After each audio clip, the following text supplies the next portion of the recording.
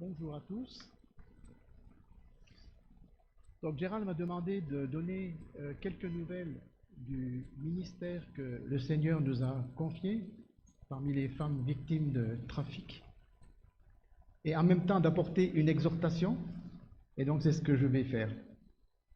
C'est ce que je vais essayer de faire.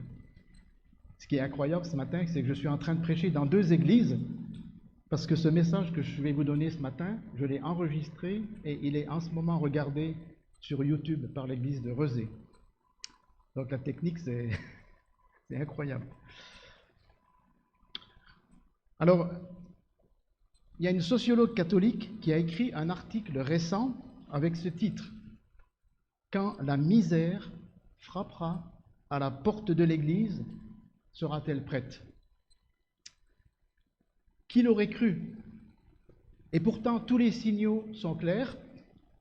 Nul ne sait ce que sera l'avenir, en particulier au niveau économique, au point que les plus pessimistes parlent d'émeute de la faim. On estime à 800 000 à 1 million le nombre de chômeurs en plus dans les mois qui viennent.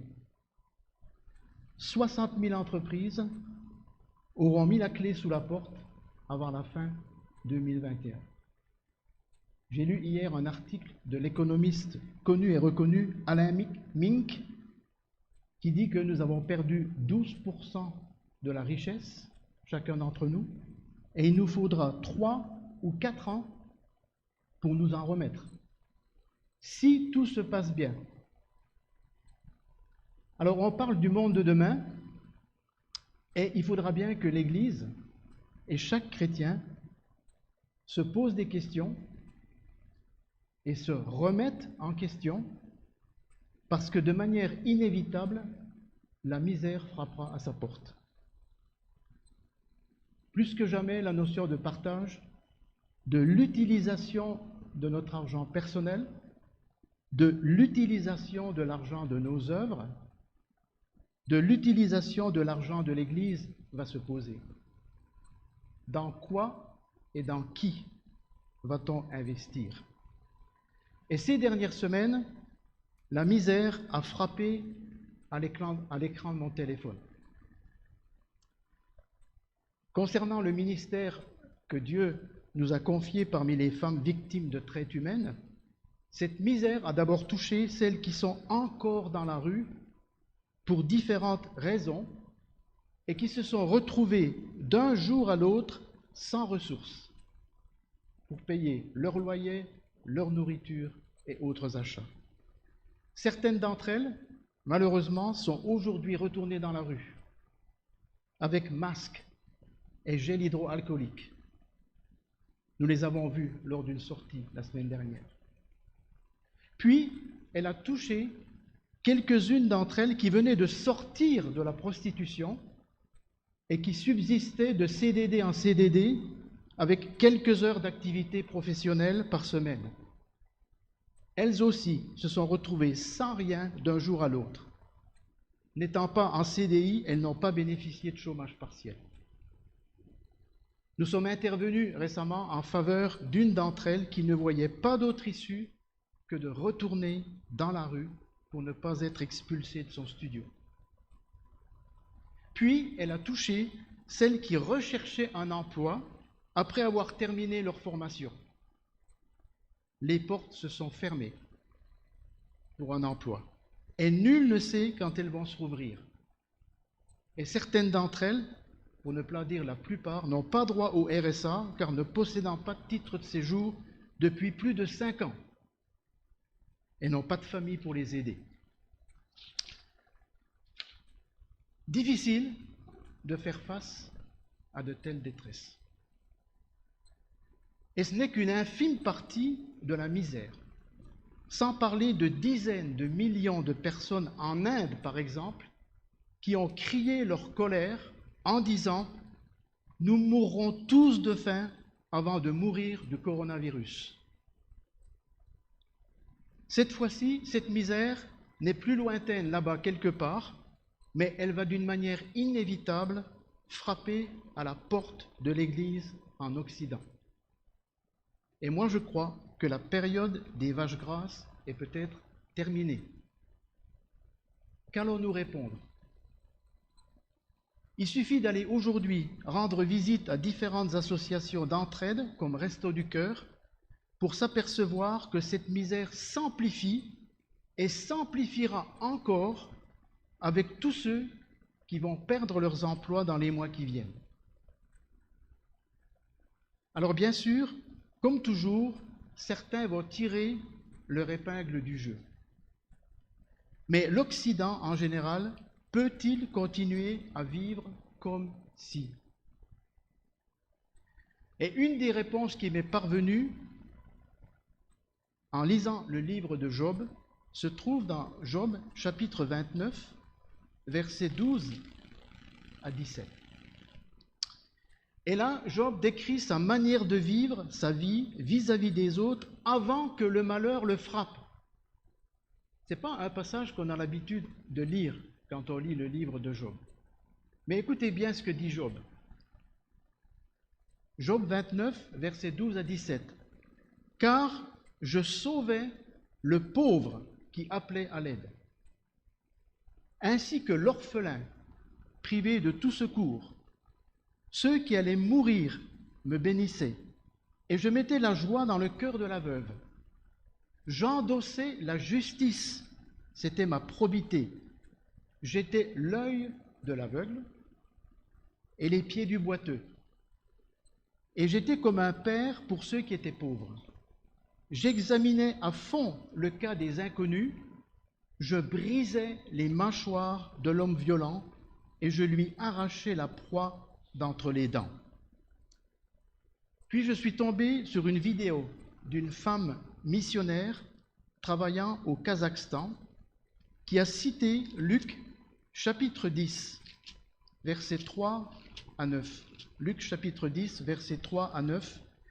« Allez, dit Jésus, je vous envoie comme des agneaux au milieu des loups. N'emportez ni bourse, ni sac de voyage, ni sandales, et ne vous attardez pas en chemin pour saluer les gens. Lorsque vous entrerez dans une maison, dites d'abord que la paix soit sur cette maison. Si un homme de paix y habite, votre paix reposera sur lui. Si ce n'est pas le cas, elle reviendra à vous. Restez dans cette maison-là, prenez la nourriture et la boisson que l'on vous donnera, car l'ouvrier mérite son salaire. Ne passez pas d'une maison à l'autre pour demander l'hospitalité. Dans toute ville où vous irez et où l'on vous accueillera, mangez ce qu'on vous offrira. Guérissez les malades qui s'y trouveront et dites aux gens, le royaume de Dieu est proche de vous. » Jésus ici donne des directives missionnaires à ses disciples consistant à chercher un homme de paix et à commencer à répondre aux besoins des gens. Guérissez les malades qui s'y trouveront. Cette expression veut dire occupez-vous des besoins premiers des personnes,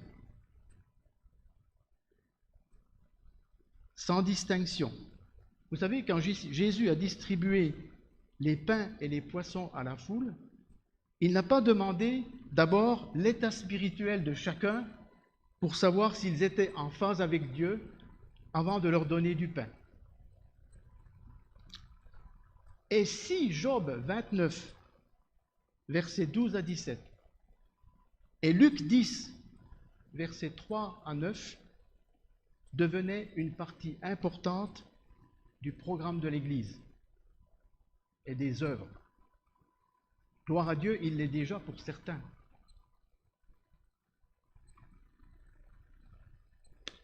Et c'est le temps, je crois, non pas d'observer la misère, mais de s'y frotter, d'y entrer pleinement. Cette misère dont Job parle mentionne la pauvreté, l'handicap, l'injustice, la solitude. Mais elle peut aussi être morale et spirituelle. Car dans ce passage, Job ne se contente pas d'observer la misère, la détresse et l'handicap, ou même de la côtoyer, mais il y entre pleinement. et y entrer a un coût émotionnel, financier et au niveau du temps. Il y a une identification de Job avec la personne en face. Il dit « J'étais l'œil de l'aveugle, j'étais le pied du boiteux, j'endossais la justice, c'était mon vêtement. » Cette semaine passée, 2 situations m'ont rappelé ce coup, surtout émotionnel, mais aussi financier et au niveau du temps.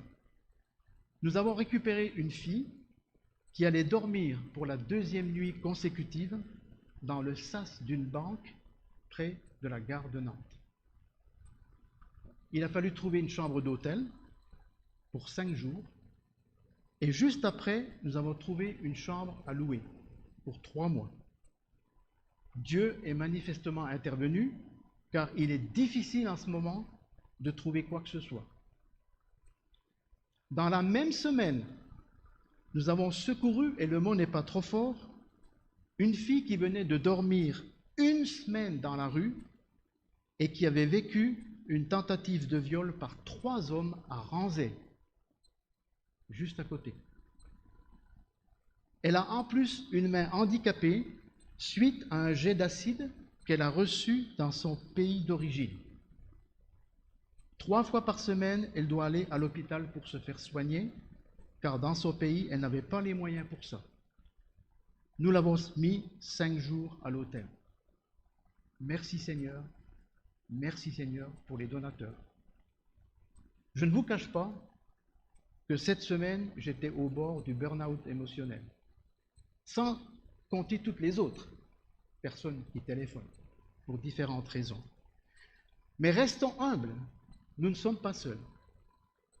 Ce qui m'a frappé pendant ce temps de Covid-19, confinement, déconfinement, c'est la réponse d'une association laïque aux problèmes rencontrés par les femmes qui étaient encore dans la rue ici à Nantes.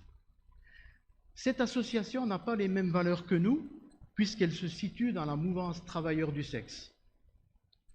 Elle a décidé de prendre en charge les loyers du mois de mai de toutes les filles qui étaient dans la rue dans les 6 derniers mois. Eh bien, moi je dis chapeau. Cela nous a permis de prendre en charge certaines d'entre elles qui se trouvaient hors des critères des 6 mois. Et cet élan de solidarité, finalement, nous a rapprochés des autres associations parce que nous avons partagé le fardeau, entre autres, de l'aide alimentaire et du logement. Mais Job ne s'arrête pas là. Au chapitre 29, versets 21 à 23, il dit « Alors, on m'écoutait, attendant mon avis, et l'on faisait silence pour avoir mon conseil. Lorsque j'avais parlé, on ne discutait pas. Ma parole sur eux se répandait avec douceur, et ils comptaient sur moi comme on attend la pluie.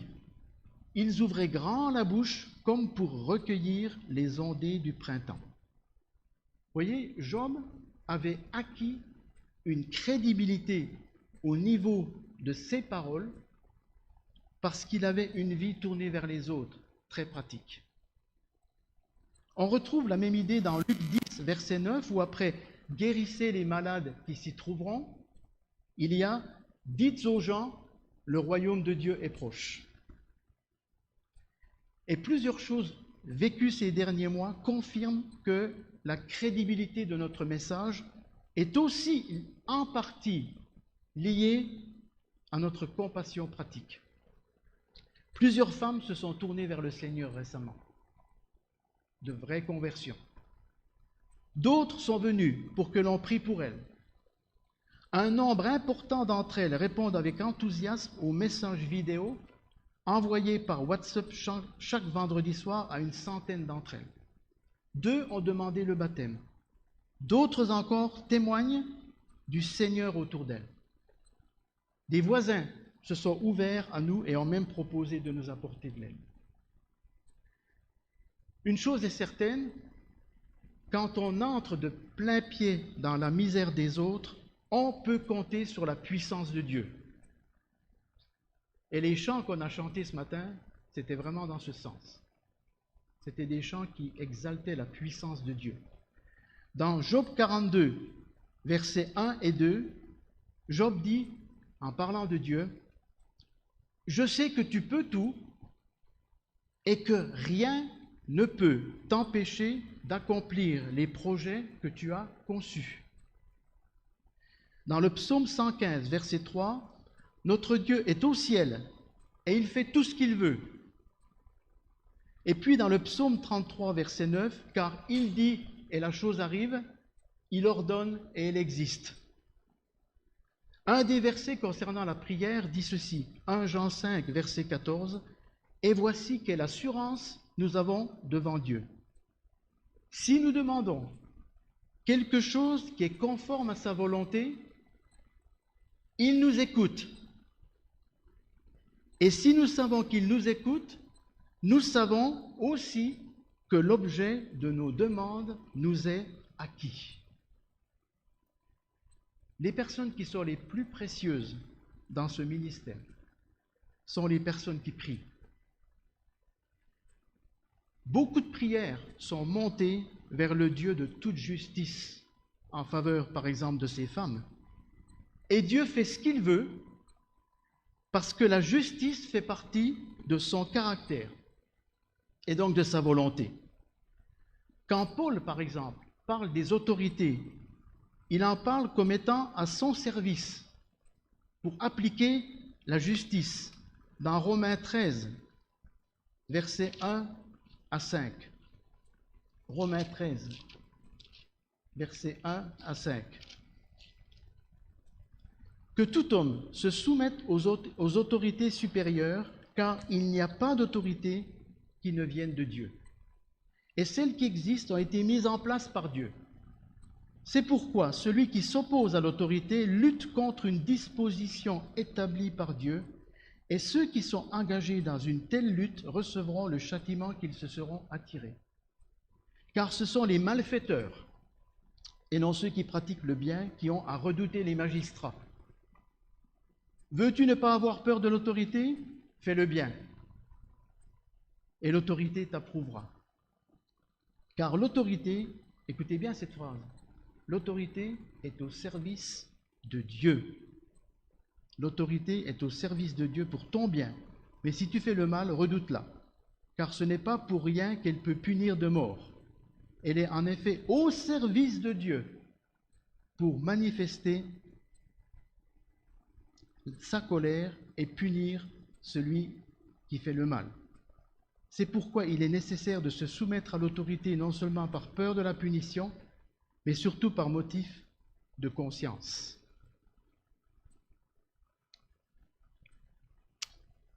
Il y a quelques années, j'ai accompagné une jeune fille à la Cour nationale du droit d'asile. Et c'est un endroit très important parce que c'est là que se prend la décision d'accorder ou pas un statut de réfugié à une personne demandeuse d'asile. Et donc, elle était là en face du juge. C'est impressionnant, hein, la Cour nationale du droit d'asile. Vous avez des jeunes filles de 20 ans, de 22 ans. En face de vous, vous avez un juge avec 2 assesseurs, quelqu'un qui représente le gouvernement, une secrétaire, un traducteur, l'avocate. Et je ne sais pas ce qui s'est passé, mais je lui avais encouragé à vraiment dire ce qu'elle a vécu, mais elle a complètement... Voilà, elle a perdu pied et puis elle a dit n'importe quoi. Et j'étais vraiment découragé dans le retour à Nantes. Je savais que ça n'allait pas passer. Et puis je me suis souvenu de ce passage. J'ai dit, mais Seigneur, ce magistrat, il est à ton service. Il ne s'en rend pas compte, mais il est à ton service en fait. Tu es au-dessus de lui. Je vais lui écrire. Et de manière absolument incroyable, ça arrive vraiment très très peu souvent, il a reconvoqué cette jeune femme. Et j'étais là aussi. Et là, je peux vous dire, c'était comme le ciel sur la terre. Un juge, mais extrêmement compatissant, posant les bonnes questions, la rassurant. Le traducteur, j'avais l'impression qu'il se comportait comme son frère à cette jeune fille. Une avocate éloquente, compétente. Et puis cette fille, complètement transformée, vraiment ouverte. Quelques semaines après, elle recevait la réponse. Carte de 10 ans, victime de trafic humain. Dieu fait ce qu'il veut. La loi sur la pénalisation des clients, je pense que ça aussi, c'est une œuvre de Dieu. Cette loi a été pratiquement votée à l'unanimité au Parlement, qui permet de prendre conscience que le corps de la femme n'est pas une marchandise que l'on achète, ni un spectacle que l'on regarde. Le parcours de sortie de prostitution mis en place par le gouvernement, ça aussi, c'est des réponses à la prière. Donc Dieu fait ce qu'il veut. Et rien ne peut l'empêcher d'accomplir les projets qu'il a conçus. Et Job termine en disant, au chapitre 29, verset 24, « Je leur souriais quand ils perdaient courage, et l'on ne pouvait chasser la sérénité de mon front. » Vous savez, quand la joie est abordée dans la Bible, elle est d'abord et avant tout puisée dans le Seigneur et tournée vers lui. Parce que cette joie peut facilement être perdue face aux besoins immenses auxquels nous faisons face. Le plus grand danger dans ma vie chrétienne, c'est de perdre ma joie en ce moment, face à les incroyables actes de détresse qu'on peut voir. Philippiens 4, verset 4, « Réjouissez-vous en tout temps de tout ce que le Seigneur est pour vous. » Oui, je le répète, soyez dans la joie. Lorsqu'on entre dans la misère de l'autre, il est important de déposer nos fardeaux aux pieds du Seigneur pour ne pas être accablé par la misère de l'autre. Quelqu'un m'a dit l'autre jour, il ne faut pas que leur misère devienne ta misère. Et cette invitation de Jésus, elle est tellement concrète. Dans Matthieu 11, verset 28, « Venez à moi, vous tous qui êtes accablés. » Ah, combien j'aime ce mot. Vous qui êtes accablés sous le poids d'un lourd fardeau, et je vous donnerai du repos. Prenez mon joug sur vous. Mettez-vous à mon école, car je suis doux et humble de cœur, et vous trouverez le repos pour vous-même.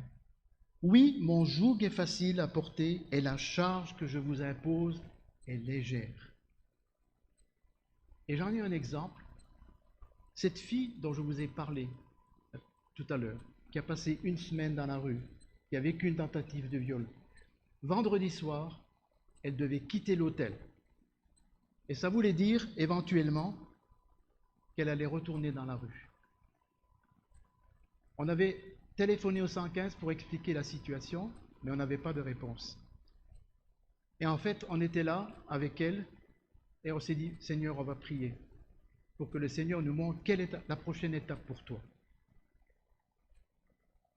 Il y a plusieurs personnes qui se sont proposées, qui font partie d'un groupe qui s'appelle Faiseurs de rêves. C'est-à-dire, c'est des frères et sœurs ici dans la région nantaise.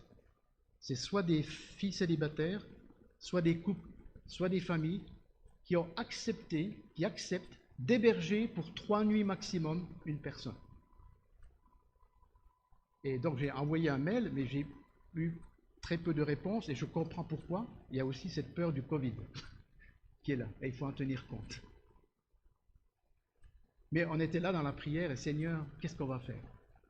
Et là, tout d'un coup, elle reçoit un coup de fil du 115. Alors que le 115, aujourd'hui, il est débordé. Ils n'ont de place pour personne. C'est pour ça qu'il y a des gens qui dorment dans la rue, des familles même. Mais ce soir-là, elle a reçu un coup de fil du 115. Vu votre situation, nous allons vous donner un hôtel. Demain matin, téléphonez, on vous donnera l'adresse. Elle téléphone le lendemain matin, le samedi à 10h, elle doit quitter l'hôtel à midi. À 10h, le monsieur dit « Ah non, je suis désolé, j'ai rien sur ma liste. » Et là, le stress de nouveau. Et vraiment, à ce moment-là, encore avec elle, on a prié. Et je me suis tourné, j'étais en train de stresser, et j'ai dit non, je refuse le stress. Je me suis tourné à droite. Enfin, c'est comme si je parlais au Seigneur. Vous pouvez aussi vous tourner à gauche, hein, il est là aussi. Hein. Mais c'est comme si je disais, Seigneur, vraiment, je te donne ça. Ça, c'est plus mon fardeau, c'est le tien. Là, vraiment, Seigneur, il faut que tu interviennes.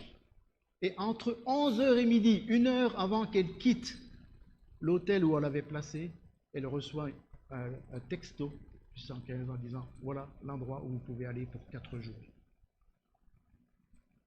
Amen.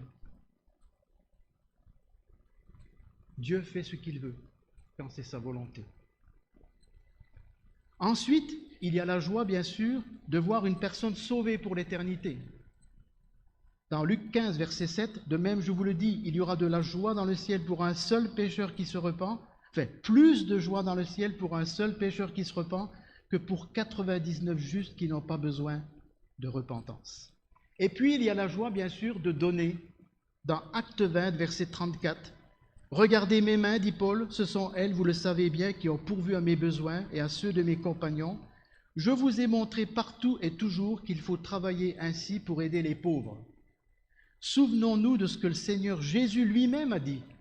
Il y a plus de bonheur à donner qu'à recevoir. » Vous savez, il y a quelque chose d'intéressant dans ce que Job dit en Job 29, 13, et je vais terminer avec ça.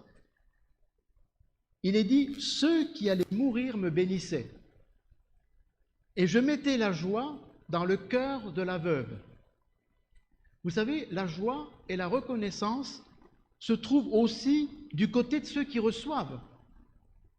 Ce n'est pas simplement ceux qui donnent. Je me souviendrai toujours de cette phrase. Il y a quelques mois en arrière, on a vraiment aidé une femme qui était arrivée au bout d'elle-même, au bout du rouleau, comme on dit. Elle a dit cette phrase qui m'a vraiment marqué. Je pensais que Dieu m'avait abandonné. Mais aujourd'hui, grâce à vous, je sais que non. Combien de fois, quand nous disons à ces femmes, quand nous apportons de la nourriture ou une aide pour le logement ou quoi que ce soit, remercier ceux qui nous aident. Et là, elle parle des frères et sœurs. Il y a quelques semaines, alors que nous étions en permanence, ma femme et moi, avec une fille s'est effondrée en pleurs, mais c'était comme si elle, comme en anglais on dit collapse, ça veut dire elle s'effondre. Elle s'est effondrée en pleurs quand nous lui avons donné l'argent pour qu'elle puisse louer une chambre.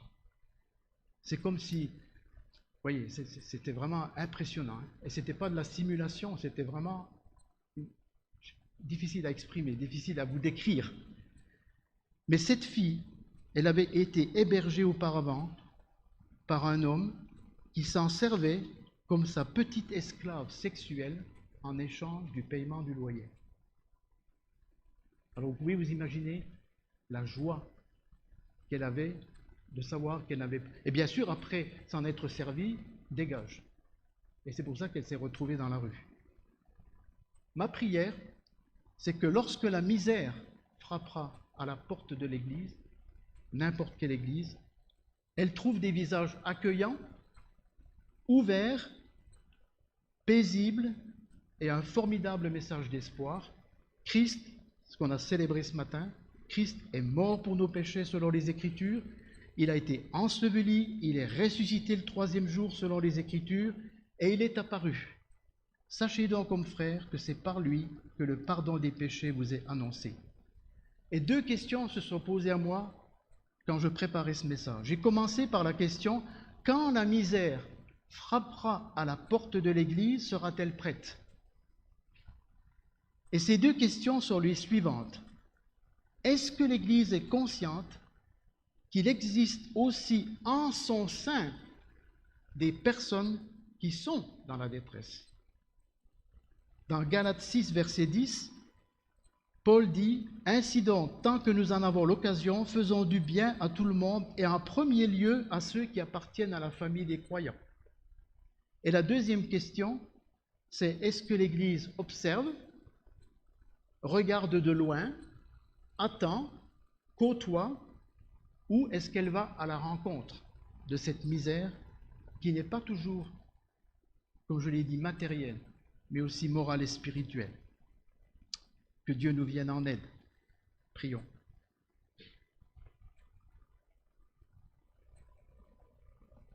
Oui, Seigneur, merci, parce que Comme tu le dis souvent dans ta parole, nous sommes lumière et sel. Et je crois que plus que jamais, Seigneur, ce rôle va s'amplifier face à ce qui se passe en ce moment dans notre monde. Et merci Seigneur parce que toi tu es souverain sur toutes choses, même sur le Covid-19, même sur les conséquences du Covid-19, même sur la pauvreté, la détresse, la misère, tu es souverain sur toutes ces choses. Et Seigneur, quel privilège nous avons en tant que disciples, en tant que chrétiens, de pouvoir jouer un rôle. Et nous prions vraiment, Seigneur, que tu nous aides chacun à discerner quel rôle tu veux que nous jouions. Seigneur, merci parce que tu as été un exemple pour nous. Toi aussi, Seigneur, tu t'es approché de toutes ces personnes. Tu les as touchées même, de manière concrète. Et vraiment, Seigneur, nous prions que tu nous aides dans les mois qui viennent à faire face à la misère qui frappera à nos portes, que ce soit à nos portes de maison ou à nos portes ou dans la rue ou dans nos églises. Seigneur, merci parce que tu as promis de mettre à disposition ta puissance avec nous. Merci Seigneur que tu peux tout. Et nous prions vraiment Seigneur pour toutes ces personnes qui aujourd'hui se retrouvent démunies, pas simplement dans notre pays, mais aussi dans d'autres pays comme l'Inde ou d'autres pays encore en Afrique. Seigneur, nous te prions vraiment que ton Église soit présente et que, Seigneur, on puisse voir des fruits à la gloire de ton nom. Au nom de Jésus. Amen. Amen.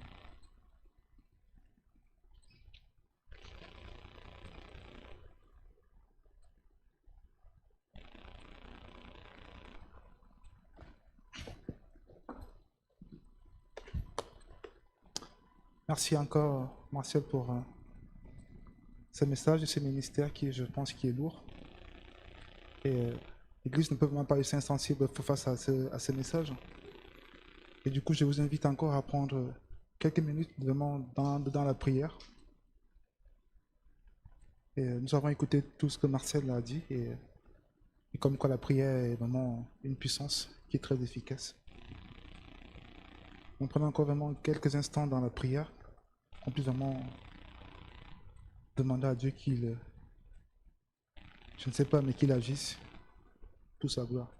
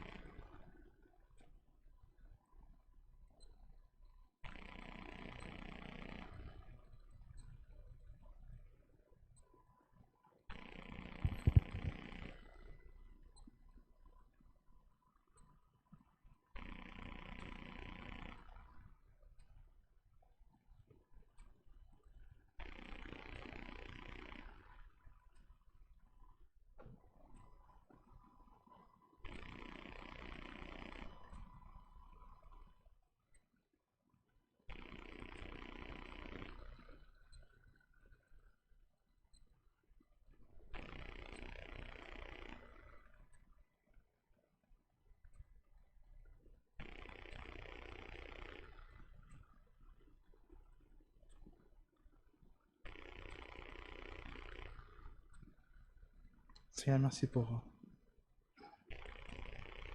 le grand Dieu que tu es. Car tout ce que tu fais, Seigneur, est merveilleux. Seigneur, nous te prions vraiment avec des larmes aux yeux, Seigneur, pour ces filles, Seigneur, Seigneur, qui sont de ta créature, Seigneur, et qui souffrent autant. Seigneur, en Jésus-Christ, nous sommes libres. Et tu es mort pour la croix pour nous libérer, Seigneur, de cet esclave du péché, Seigneur. Et je te prie vraiment pour ces filles, Seigneur, qui souffrent, Seigneur, ici à Nantes ou ailleurs. Que tu puisses, Seigneur, les visiter puissamment. Car rien, Seigneur, n'est possible à toi. Merci parce que tu nous écoutes et Seigneur, nous savons que tu vas faire les choses comme toi tu le désires. Merci vraiment pour ce ministère, Seigneur, que fait Martial, Seigneur. Puisses-tu, Seigneur, le renouveler. Renouveler, Seigneur, ses forces. Vraiment qu'il aille vraiment au bout, Seigneur. Vraiment, Seigneur, fortifie également son équipe avec qui il travaille, avec toutes les associations, Seigneur. Je te demande de bénir toutes personnes qui viennent en aide à ces ministères. Nous croyons, Seigneur, en ta toute puissance et à ton amour. En ton nom, amen. On va prendre ce dernier chant qui dit « Libre de nos chaînes ».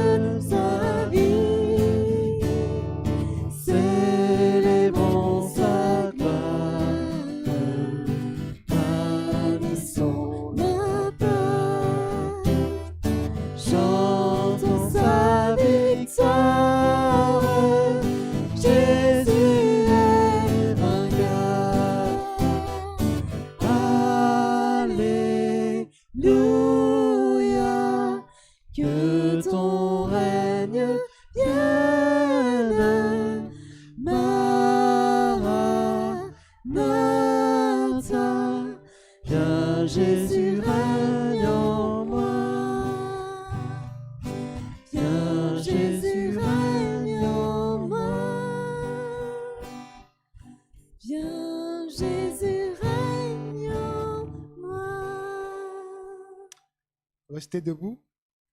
1 Timothée 1,17, il dit « Au roi des siècles, immortel et invisible, seul Dieu, soit honneur et gloire au siècle des siècles. » Amen. Bon dimanche à tous et à dimanche prochain. Bon, si.